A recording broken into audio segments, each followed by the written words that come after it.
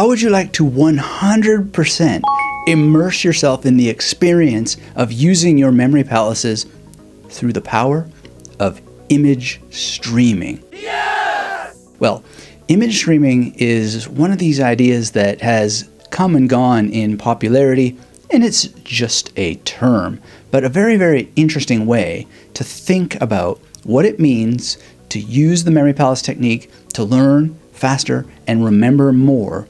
And that's what we're talking about today. This is Dr. Anthony Metivier from magneticmerrymethod.com.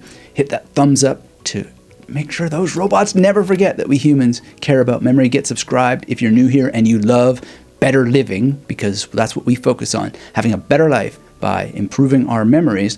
And let's talk about both the memory palace technique and image streaming so we know what we're talking about.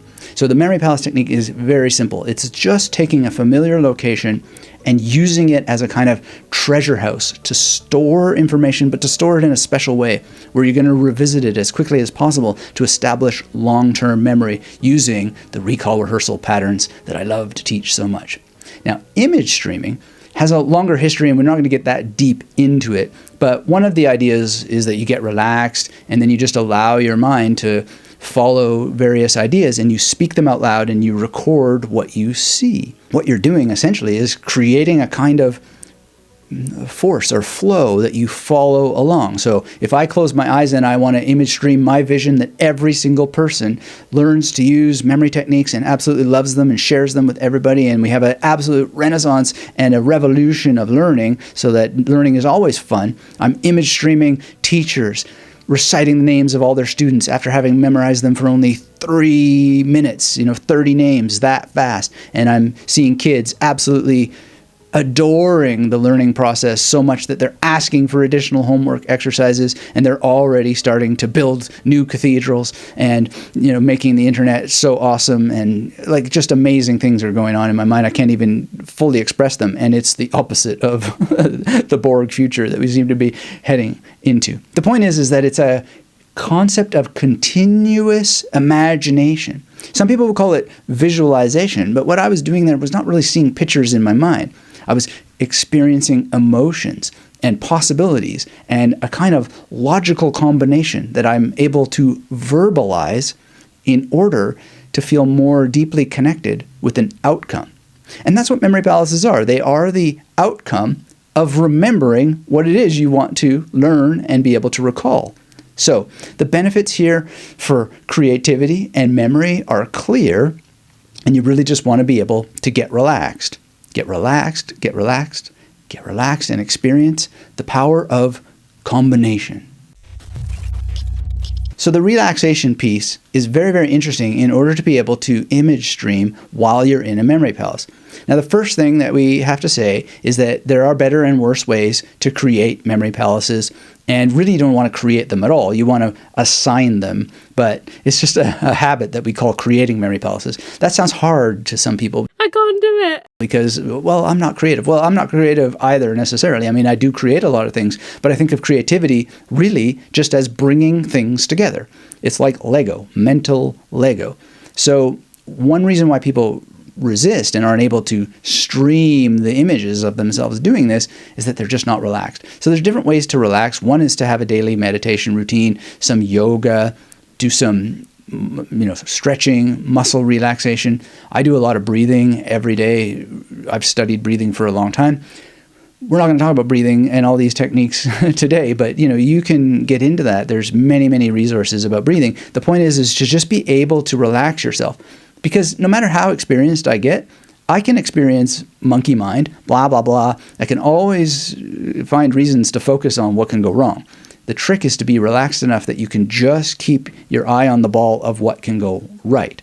And the relaxation will make your imagery more vivid to you. You'll be connected to it in a much, much stronger way. And that in itself will improve your recall when you're using image streaming as part of how you use memory palaces. Okay, so the first step is to have memory palaces. And if you don't, make sure to go to magneticmerrymethod.com, get my free course. It gives you 4 videos, worksheets you can complete so that you'll start to have not just one memory palace, but a multiple memory palace network. Then you have your memory palace, and Just stream the memory palace itself without putting any imagery or associations in it first. Close your eyes and describe aloud what you see if you find that useful. Literally record yourself. I am in the master bedroom, and now I am walking into the hallway, and to the left is another bathroom or another bedroom. Maybe there's a bathroom there. I'm actually doing this in a real one where there is a bathroom. I didn't want to say bathroom on YouTube, although I should, because why not? I mean, the greatest Stanley Kubrick movies all have bathrooms central to their plots. Watch them, you'll see what I mean. Anyway, you want to focus on the details, the colors, the textures, the sounds, the smells, right? The way that you feel. And in the home that I was just in, streaming through in that bedroom, I have a whole host of memories and relationships to that space, right? Really go deep into all that stuff. I know that this can be a little bit risky from my own experience because sometimes there are places where there are bad memories. What are you going to do there? Well, if you get deeper into my work, I go into all that sort of stuff. I have a book coming at some point in the future where I go even deeper still, but there's a book called The Victorious Mind where I talk about how I was totally unable to think about certain things without flipping out and like literally sweating, having anxiety attacks and so forth. And what I did is I memorized a bunch of Sanskrit in a memory palace where I had these negative reactions. Now I can think about that place and use it as a memory palace, no problem. Anyway, the whole point is to be able to go through your memory palaces, feel the emotions, have the quality of light evident to you. Even if you can't see it in your mind, just logically think about what the light used to be like at certain times of day, etc. Immerse yourself deeply and be able to, quote unquote, stream through the memory palace. And stream doesn't have to be the word that you use, but it is a totally legit thing. What stream means is to be able to move through it without obstruction, to stay with the quote-unquote visualization. Another way that you can do this is to start in your own home. So imagine you're me and you're sitting here where I'm sitting. I would just close my eyes, get relaxed, stretch all my muscles, maybe do 2 to 3 minutes of breathing, color breathing, all kinds of wonderful breathing things. And then I would imagine myself standing up and watch the image of myself leaving the room, going down the stairs, maybe checking out the living room, then going out into the driveway, down the driveway, walk down the street, etc. And that's a way to make it much more immediate to yourself. So rather than thinking about a past location, you could just use the place that you're in. And that can help you really, really start to do this, using a familiar location that you're actually in to do the image streaming. Okay? So one way or the other, the answer is to not think about it, but to do it. And you may have a whole bunch of questions that arise, and you may think, am I doing this correctly? And the answer is, there is no correct way to do it. It's experimental. It is something that you explore. And then if you need to come back to watch the instructions again or watch this discussion, come back to it. Post questions if you have them. But at the end of the day, you're wasting time. If you're waiting for someone's approval or you're waiting for some granular detail that is going to help unlock what this skill is. Take courses, read books, but also experiment. That's what I did. And there's a thing called the Feynman technique. I've changed it. I've modified it. But the answer to me is sometimes just to say, okay, I have this question. If I actually already knew the answer, how would I have solved it? And usually it's a combination of study and practice. Simple, right? Now, that's not always true, but I share that with you because it's a way that I've saved myself a lot of time and just gotten busy and learned a technique. And then you meet other people who've learned it, and usually you find out they're like, yeah, that's how it worked for me too. Okay, the next step, after you're comfortable streaming through a memory palace, is to incorporate the information that you want to memorize. So that can be image streaming, or it can just be its own thing. So if you have a memory palace with, let's say, 10 stations, and let's say this is one of them, and you want to remember a word, I don't know, like putzen in German, to clean. Putzen. You just aren't streaming in the sense that you're moving through the station, but you could imagine streaming what you're going to do to remember that word, right? So it could be that you have Prince. I probably used Prince when I memorized that word the first time. And he is doing something with Uma Thurman, because it's PU, and they are cleaning a statue from the Zen tradition, putzen. They're doing the thing that helps remember the meaning of the word and the sound at the same time because of who they are, what it is they're doing something to, and how they're doing it. Putzen, right? Beautiful. It works so nicely. And you can stream it, so to speak, in the sense that they are doing that thing in a very elegant, regal way, or I can have them do it in a really weird, bizarre way, whatever works. And then you just have a certain number of items that you want to memorize, and you move from station to station inside of your memory palace, and you start to work, and you stream it all. You stream it from where? From the alphabet itself.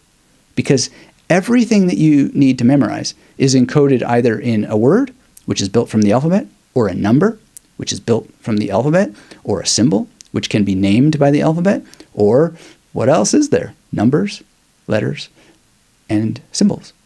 Symbols are what letters are. Numbers are symbols, and numbers are spelled using words. 1 is spelled with O, right? So really, this is what the art of memory is it is the world as a book, and everything that we could ever want to remember is either in language or symbols or can be described by them. And then from there, you create these spontaneous, weird, vivid associations like Prince and Uma Thurman together. That's already strange in my mind, right? And they're polishing a Zen statue for Putzen. It's just weird unto itself. It's very memorable, right? But I could stream it being more extreme. The point is stream from the alphabet. I'm not sure what else there is to base your streaming from in a foundational way, right? Now, there may be other things that I'm not thinking of, and if there are, share them. I'd love to know. The next step is to map the streamed images somehow. Make a record of it. Either draw your memory palace or draw your memory palace first, or later write out what it is from memory that you put there, right? It's another form of streaming. Now, the scientists might call it active recall, because what you're doing is you're actively going back to that space and you're thinking, what happened there? And you're like, oh, Prince was there with Uma Thurman. PU, what was that? Oh, they were doing this thing with the Zen statue, Putzen. And then you write it out. So what you're doing is you're revisiting, you're streaming back to that image, that particular spot where the image is in your memory palace, and you're producing it. And then you're doing another kind of streaming, which is to stream out the ink in your pen onto the page. I know I'm being liberal with the use of that word, but that's what you're doing. You're streaming it out. Now, what you might want to do is experiment with the amounts of time that go by before that you recall the information and write it out. So think of different intervals. I'm going to memorize something and then write it out after 1 minute. That's going to give you, a much higher rate of accuracy because it'll still be in your working memory, short-term memory, etc. But then try to do it after 30 minutes. Try to do it after 3 hours and really work at extending the amount of time. And this will give you lessons about how strong your associations are. Because if after 30 minutes, I can't think back and see or imagine or stream back Prince and Uma Thurman, then that wasn't strong enough. Something about it needed to be elaborated. And then I would use the magnetic modes that I teach in the Magnetic Memory Method Masterclass. A practical demonstration of what goes on in my mind using a deck of cards. Now, I know you may not memorize deck of cards, and you might think this is the most ridiculous thing in the world. I don't know. Some people have read my memory detective story, Conjuring Confessions, and they said, oh, now I understand why memorizing cards is so powerful. But I'm just going to use this so that you can see what it is that I'm talking about. And basically, we got to get rid of the jokers here. And the whole idea is that if we, give this a little shuffle here, I'm actually false shuffling because I've memorized this deck. I'm just giving you a demonstration. But, I'm a magician, so that's the way that goes. But I've legit memorized this, and it doesn't matter. It's just a demonstration of the images. So this should be Queen of Hearts. Yeah. And the Queen of Hearts, for me, is a bone. I'm not going to get into why, but if you want to know, in the Magnetic Memory Method Masterclass, there's a reason why it's a bone. And that's in the card memorization course. But to image stream this, I'm going to be in the memory palace that I use to memorize this deck that I use in Magic Tricks.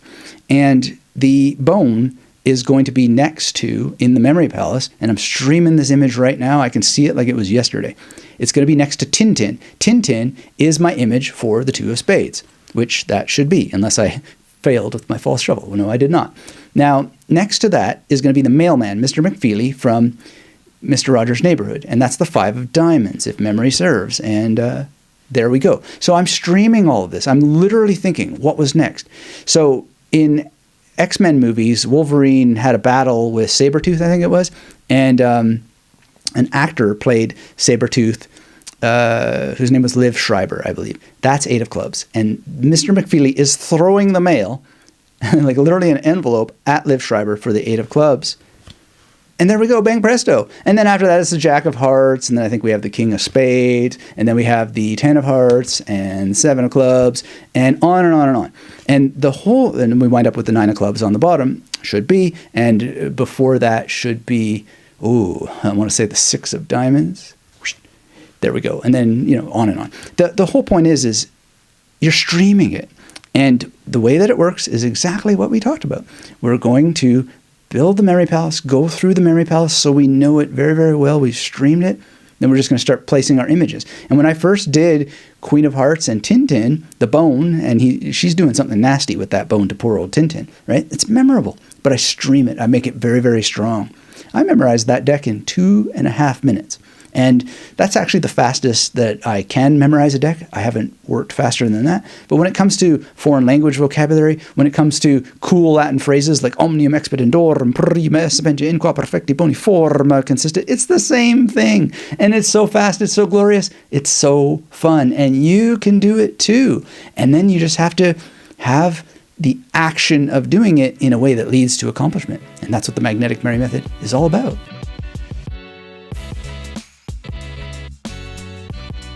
Okay, so here's some action steps for you. Start with a very simple, familiar location and start to stream it. Then pick something you want to memorize. Keep it simple. It doesn't have to be anything complicated. It could just be that you practice with some words that you've always wanted to remember or just words that you already know just to get a sense of the order, right? Then on your first station, start to place some associations based on the alphabet.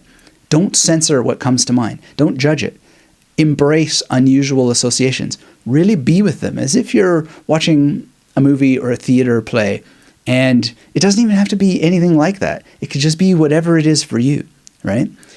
Try not to think too much about, does it have to be this way or that way? Experiment. Question. What is this that's happening to me? How would I describe it to someone else? And if you can't come up with any words, then just come back to the teaching. Keep working at it, and you don't ever have to explain it to anybody else. It can be just for you. What matters is the black and white science of it all. You either remember what it is that you memorized or you don't. And if you can't remember it, then you just work on studying and practicing until that you can. Don't give up. Practice regularly to improve both the image streaming aspect of it and the recalling of things based on how the Memory Palace technique works. Here's another tip for you. Practice this with eyes open and practice it with eyes closed. Now, I do both, and it's been very, very useful. And there's no special practice regime that I follow. There's no protocol. Okay, today, 10 minutes with my eyes closed. No, I just vary it back and forth, back and forth. And it's a very good concentration exercise, actually, to walk and recall. So I've memorized a lot of Sanskrit, and when I'm walking, what I do is I do this little mudra with my hands, and I will literally just with eyes open be going through things that I'm memorizing, and one of the most recent words is katakarenika, and it's pronounced differently depending on where it is, but it's like katakarenika or something like this, and I still am working on it, so I have to refine it. And it's one of the hardest lines that I've actually memorized, and it's at the end. But I'm just really doing that. And let's just use one that I have memorized so that you can get a sort of sense of the principle. I'm walking, eyes wide open, and I'll be tapo bahikshina papanam shantanam vitaraganam mumukshunyam apexyoyam atmabodho vidiyate, that sort of thing, right? And I'm breaking up the lines and walking and recalling. It's so wonderful. But I can also do it eyes closed, right? So, Bodho nyasadane byohi sakshan mokshai kashadanam pakasya vanhi vajanam vina moksho na siddhyati. I think that's how it goes. Maybe I make a little mistake or whatever. But the point is that these are like reference points to the memory palace in some sense. And I can do it as an eyes open practice, or I can do it as an eyes closed practice. And that is very valuable. No matter what, the other tip I have for you is to record your results. Now, you can record yourself speaking to check your accuracy. You can record yourself writing down what you've done and then check the original record. I tend to just write things down and check the original record. My language learning activities, my pronunciation is a little bit bad. I've had a lot of my teeth taken out. I sometimes have mouth problems where my lips crack, etc. Pronunciation is not a thing that I think I'm going to really crack in terms of how to remember things better so you pronounce better. I know a lot about doing it in language learning, but at the end of the day, it's kind of like one of those things where I'm happy to just focus on other areas, and maybe somebody else will solve the pronunciation thing, and maybe they'll solve it for me. But when you're missing as many teeth as I am, I don't think it's, I like the mouth is what it is in my particular case. So there's just pick your battles and so forth. But at the end of the day, my point is to test on the basis that's going to work best for you. And it is glorious. Okay, so what are some applications for this? Well, you can use this to study for exams. You can use it for learning new languages or memorizing mantras in other languages like I like to do. I used it when I gave my TEDx talk. I streamed that sucker many, many different ways. And, you know, I won't get into the whole variations of all that I did in order to make sure that when I gave that TEDx talk, I was able to give it as smoothly as possible. There's some hiccups in it, that's normal. But at the end of the day, I image streamed that in quite a few different ways, and it enhanced everything, especially because it was quite a nerve-wracking thing, quite frankly. And I was calm, but there was a lot going on. It was the early days just before the lockdown started, and it was a very weird time. Anyway, you can use it for speeches, presentations, before you give them. I used to image stream before that I gave concerts, because I played in the outside. I was the first and the fourth bassist, and it's complicated music. I mean, it might sound simple if you don't know music, but there's some nuances to it, and it's just, to me, it was complicated anyway. Maybe not for you. And I really needed to go through the music and imagine myself playing, and that's just a good exercise anyway, to be able to recall an entire piece from memory. And, you know, in case this isn't obvious, a fretboard is a memory palace. That's a video for a different time. But at the end of the day, it's so glorious to image stream music. It's so fulfilling, and it helps you perform better either when you're recording or when you're on stage. And most of my experience is on stage. You can use it for creativity, for writing novels, imagining novels, and remembering ideas that you have about novels. So, or nonfiction books for that matter. You have an idea in the shower, put that sucker in a memory palace, and then later bring it back from the memory palace, because there's often times where you can't take notes. You can also use image streaming for problem solving and remembering your solutions that you come up with, or possible solutions. The key thing is to always record what you've image streamed one way or the other, either through your voice or through writing, or maybe you make a quick video and so forth. And, you know, in a way, in this sense, this is what the internet is. It's the species image streaming everything that we want to share and have remembered so we can refer back to it later through videos like I'm making now. It's the meta stream, and the memory palace is the device that you access it through. Okay, so the benefits here are clear. Combine these techniques together, image streaming and mind mapping, and share your experiences with it, either experiences you've already had, frustrations, amazing accomplishments that you've had, questions that are on your mind, noting that there's ways you can save time and answer your own questions. I'm always happy to answer questions, but I always want to make you realize that there's a lot you could answer on your own. Get subscribed if you're new here. Hit that thumbs up for more memory enhancing tutorials like this one in the future, and check out the Magnetic Memory Method Masterclass site so that you can go through that free course and get invitations when the Inner Circle goes live. And here's a bonus activity for you that I really, really love.